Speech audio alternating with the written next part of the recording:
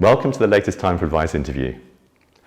A lot's talked about the need to keep ahead of technology trends and to continue to review whether your current systems remain fit for purpose. With the FCA having allegedly spent over 120 million on digitally transforming the way they operate, all regulated businesses are on notice that they'll be much more intrusive in the way they behave in future. At the heart of this developing approach will be data. They'll expect firms to deliver the information they want, when and in the format that they want it. This presents every business using legacy technologies with a real challenge. Everybody we speak to agrees that access to data is limited in the systems that were developed 20 or more years ago, and that the time taken to find information is excessive. Worse, business MI reports are often unreliable, forcing firms to analysing data manually using multiple disconnected spreadsheets. The result of this situation is that much of the information available is suspect or often just plain wrong, which presents our industry with a significant challenge. Nobody likes changing systems. It's hard work, and worse, it detracts from the core business activities of seeing and servicing clients. However, with Consumer Duty, everything has changed in ways that firms cannot ignore, and now businesses must take stock and challenge themselves with the lumpy questions about how they can move systems to those that are more relevant to the new ways of working. Naturally, our solution is CURO. Time for Advice is about to launch the next generation practice management solution, CURO, on the Microsoft Power Platform. Although we won't be going into detail about the new system in this video, it's worth mentioning that in 2023, Microsoft invested over $37 billion in R&D around the Microsoft 365 ecosystem, and of course in AI, now manifesting itself in the form of Copilot solutions that they're launching. This is the same environment in which CURO on Power Platform sits. If ever there was a time to change and move to a future-proof solution optimised around the post-Consumer Duty world, then this is it. With increasing pressure from the FCA, the need to deliver excellent client service, as well as build robust data governance to take advantage of the emerging technologies, change is no longer an option. And that's what this video is all about. How to manage change and get the most from your investment in new technology. However, rather than me talk to you about the change journey, I have with me today Jodie Watling from Menzies Wealth Management. Jodie and Menzies started working with CURO and Time for Advice in 2018, replacing their previous system, Intelligent Office. Jodie, welcome. Welcome, thank you very much.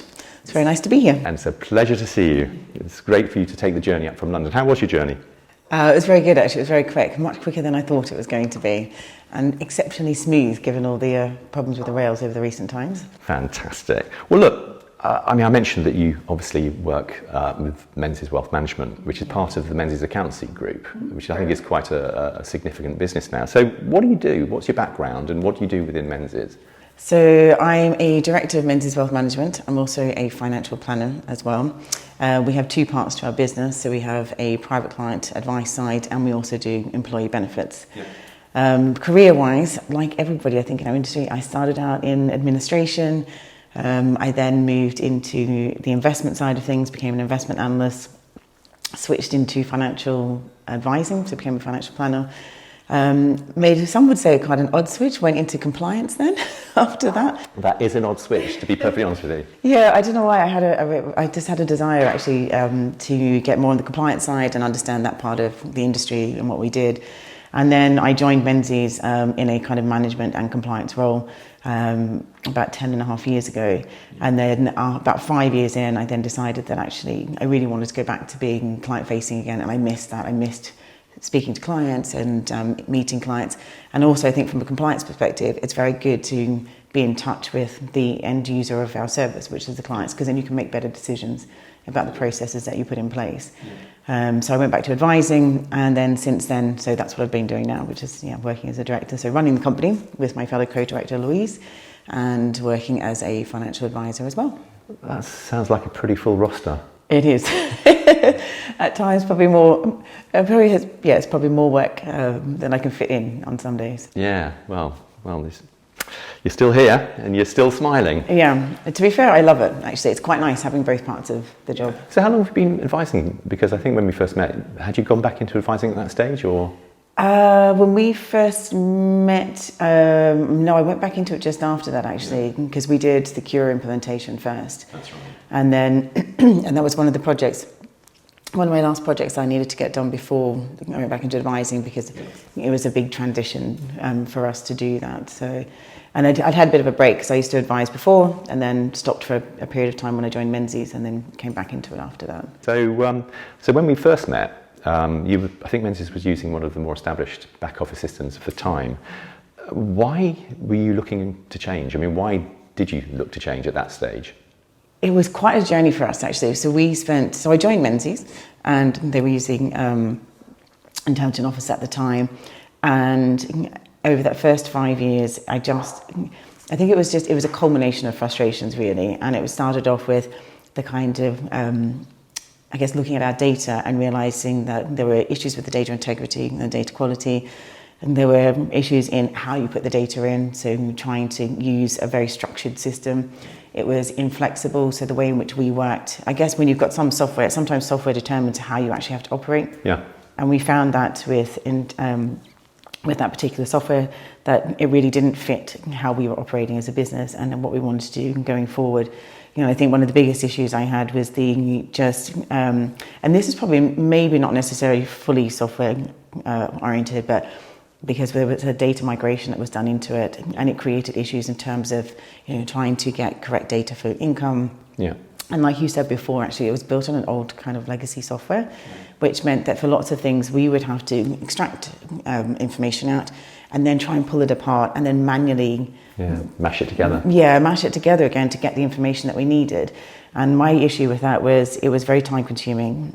It was very irritating for staff, but also I just couldn't rely on the data, because it meant if I'm taking something out and I'm having to rebuild that and basically hash it together, am I putting it together back in the right format? So is my data reliable?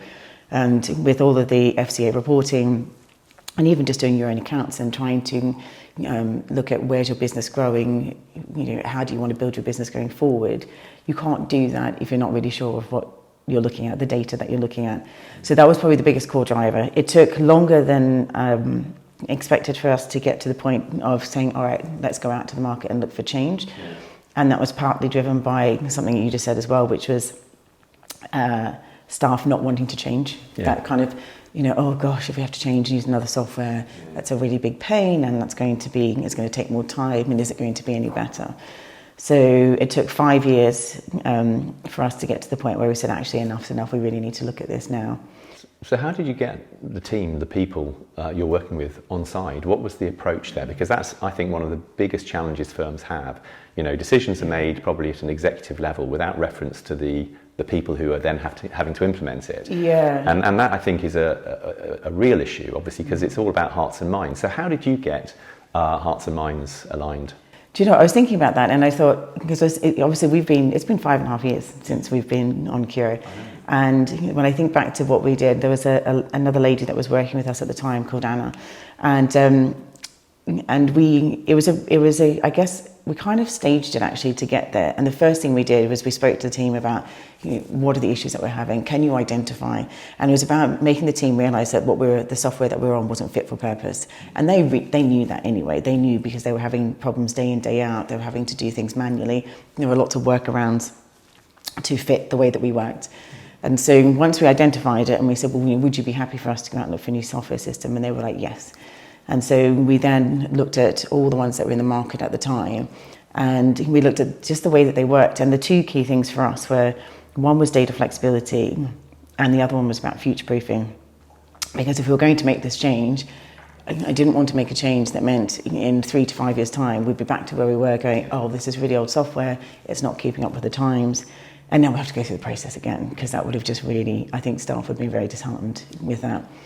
So they were the two key things. So we looked at all of them, but what we did was we kept everybody updated, and we kind of said, well, these are the types of software we've looked at, and this is what we're thinking. And then when we found CURO, and I do remember Anne-Marie and I afterwards, it was a bit of a wow moment. I remember walking away from the meeting with you going, oh my God, I think I might have found it. And it was one of those moments, because we just identified that here was a piece of software that had true flexibility and didn't limit our access to data. So we could pull out anything we wanted. No field was off limits. You could access everything you wanted to, and we could tailor it to what we wanted to be. Well, that's what we saw. And so we were super excited. So off that, we then went back and told the team and said, this is what we found, this is what we want to look at, these are the reasons why we think it'll be really good for us to introduce it. So it was just all about kind of communication, and I guess almost setting those expectations and leading staff on the journey with us. And then when we decided to make that choice to move on to CURO, then it was setting out, okay, these are the next steps. You know, we need to sign the contract, we have to learn how to use it, we need to do the training, and we have to have a deadline for when we have a hard finish on one software and go to the next. So I think it's just about communication. You have to prepare and you have to plan and you have to get people excited for it. And you have to drive it, don't you? You have to get people involved in that whole journey. And of course focus on the really important stuff, because at the end of the day it's all about data, as we rehearsed at the beginning. You know, and making sure that people understand the importance, that they can't skimp, because if they do, things stop working, and you're right back to square one. But if you go through that journey capturing the right information, then the outputs just flow. What were the major challenges then that you were hoping to solve when you migrated from IO to CURO? Yeah, I think, well, we had a few actually. A big one was on our income. So I wanted pure transparency, like true transparency over our income. So where we could see where we're actually driving our income from. So what products did it come from? Which advisors, which clients, which part of the business, because as I've said, we've got two parts of our business. We have private client and employee benefits. So how much of our income was made up from each of those? So the income was a big thing, and also just being able to reconcile it quickly and easily, and being able to do our accounts and things like that much more easily as well. So income was a big one. The other one was just having client records that were clean, with the right data and the right information in the right places. And one of the things that when we did the training and when we switched to CURO, one of the things that they told us from the very start was, don't force people to put data in a field just because you want it to be completed, because if they don't have the data, you'll end up just getting rubbish information in, and then your data will be corrupted, and then you won't be able to rely on it. So we took that on board, and that was the other thing as well. So now I know when I look at something, either we don't have the data for it because it hasn't been obtained, or actually for that particular client there is no data there because it's not relevant. And so we are able to much better analyse the data that we have for it. So it was the income, it was the data, and also the other thing I wanted to be able to do was drive our team to work in certain ways and create consistency in the approach. And the fact that you can do that through CURO, through dialogues and workflows and that sort of stuff, has been a massive change for us.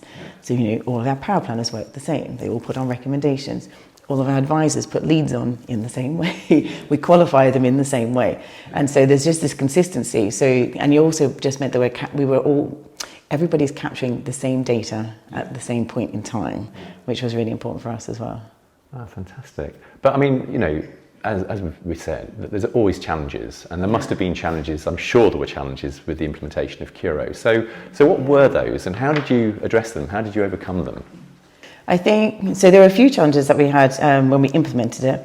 One was getting our head around the fact that CURO works very differently to any other CRM system in terms of the way I used to describe it to our team when I did the training with our team was, think of a Russian doll. And that's the hyperlinks where I can be an account and I can click on a contact and I can click through to a plan. But rather having to go back to the left-hand side, scroll down, select the module, the unit that I want to go to, so back to the account. I could be in a plan and click straight back to the account. And that just blew everybody's mind.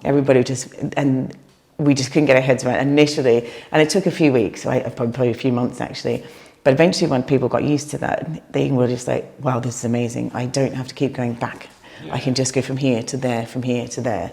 So that was one of the biggest challenges, us getting our head around the fact that it just operated completely differently to what we'd used before. I think you're right. I mean, the thing about CURO, because it is quite flexible, as you've already mentioned, and you can tame the beast, obviously using currently 3 dialogues in the next generation, an array of tools that you have at your disposal to sort of guide people through that journey.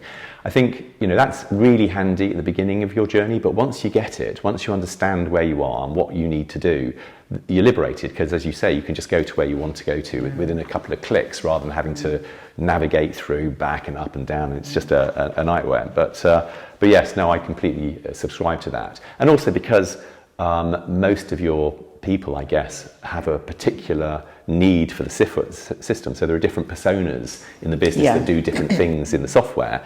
They become expert in the areas that they need to become expert in. They don't have to know everything. They just need to know what they need to do. Yeah, and that's correct, and that's the kind of what we've done now. I guess the other thing for us, one of the things, and this probably isn't for every business, but we made a choice that we did not migrate any data into CURO at all. Right. So we rebuilt our entire client bank from scratch, and we took that approach because what we found, what we decided was that actually, if the team were having to input the data time and time again. Yeah.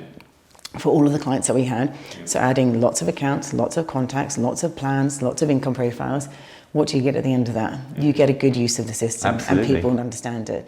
And so we, at the very start, we used dialogues in a minimal sense, and we actually got the team so our team are very good in terms of they understand the system, they know how it works, and they know what to do. They understand that if you click on a page, and you work from the top and you work all the way down to the bottom and you fill whatever data you've got in. Yeah. And that just came about from that kind of repetitive use.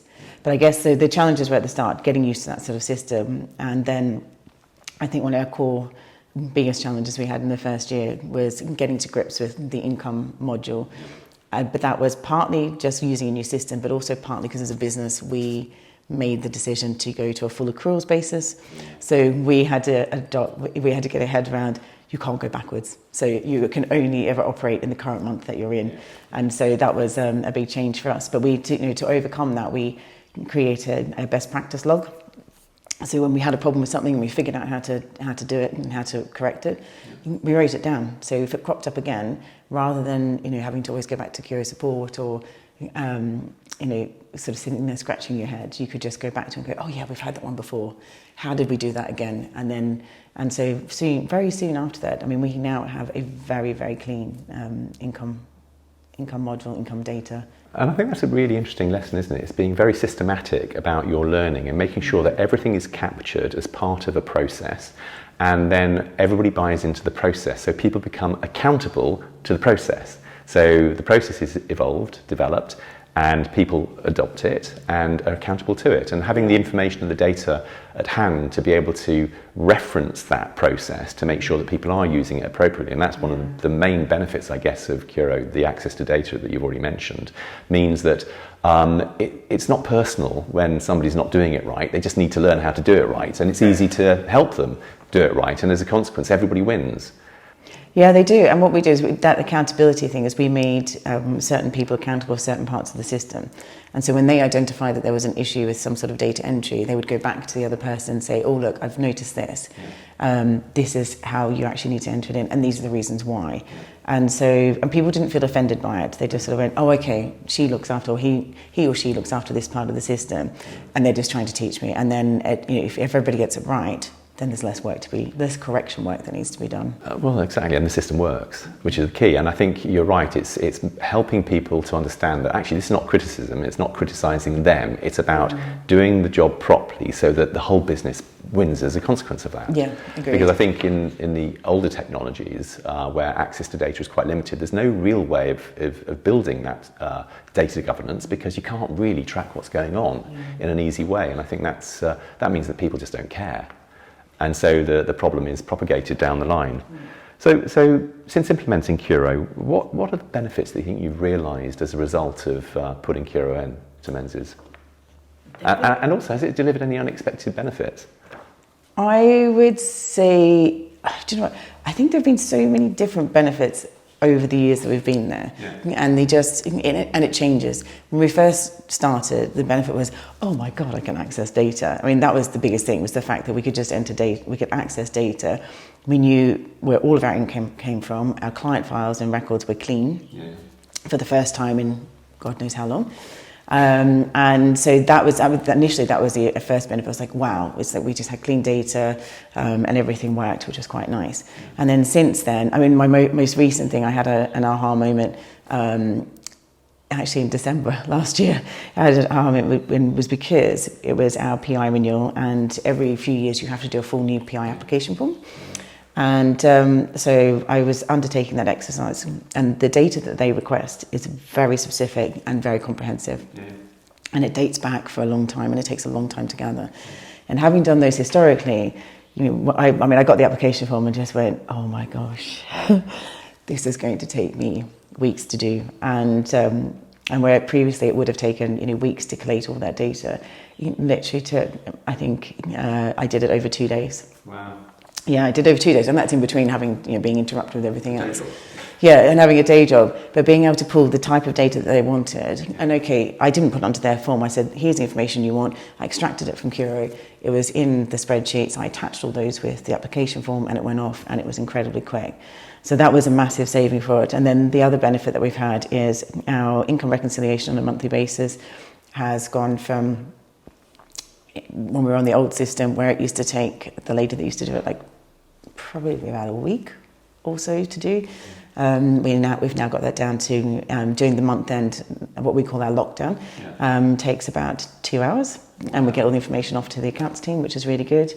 Our invoicing, where the lady who does the invoicing would spend probably the best part of maybe 3 or 4 days at the start of the month, 3 or 4 days at the end of the month to do it. She now does all of that in about a couple of hours, if that. And that's because of the introduction of smart flows.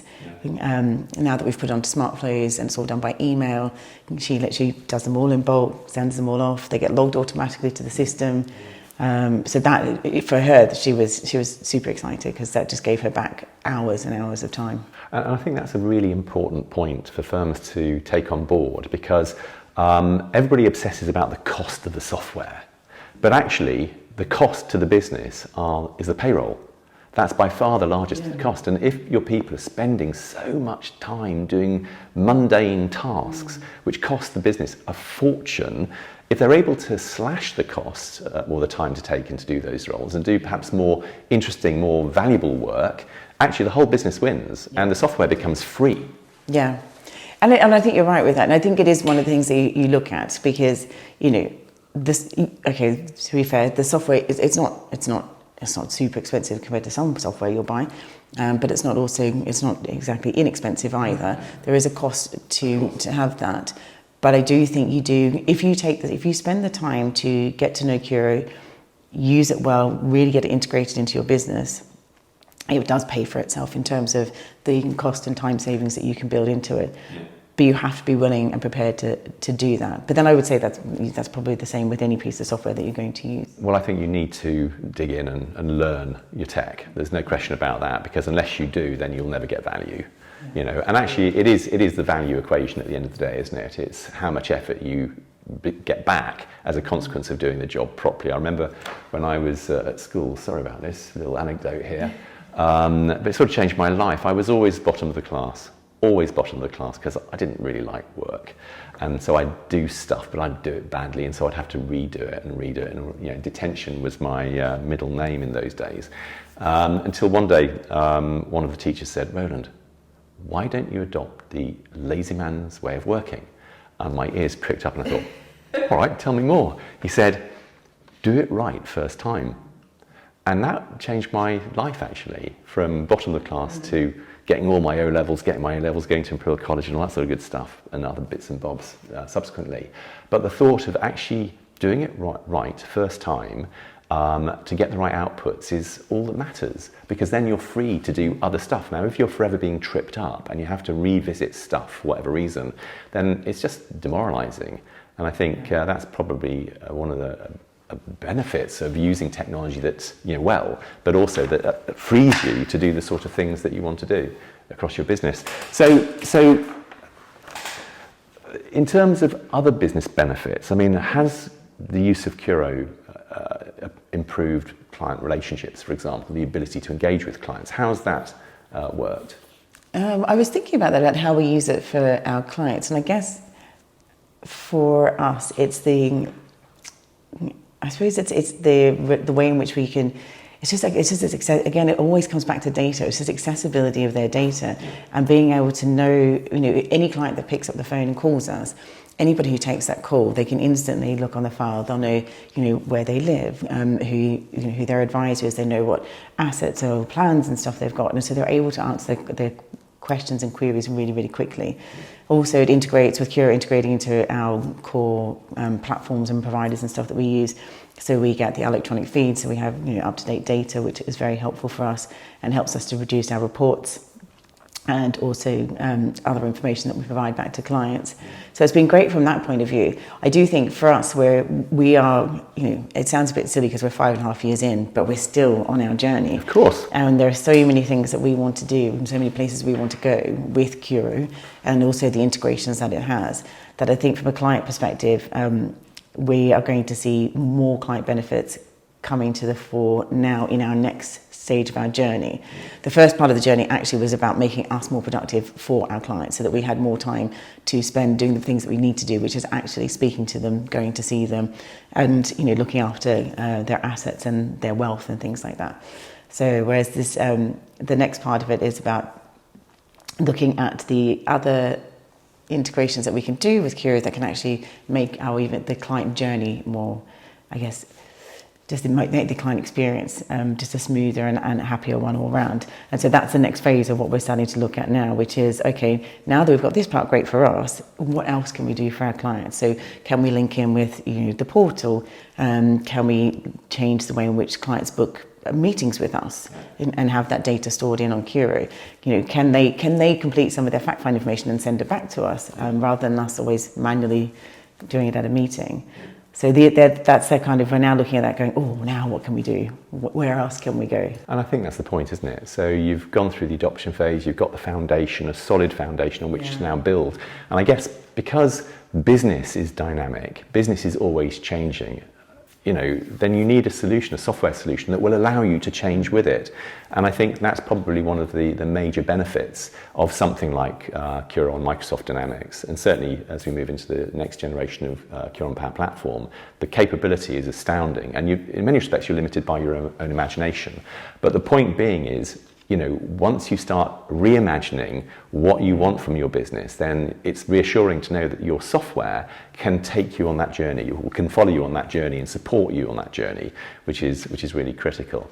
So just to finish off then, Jodie, so obviously in the introduction I mentioned that Consumer Duty is changing everything, the digitization of the regulator is changing everything.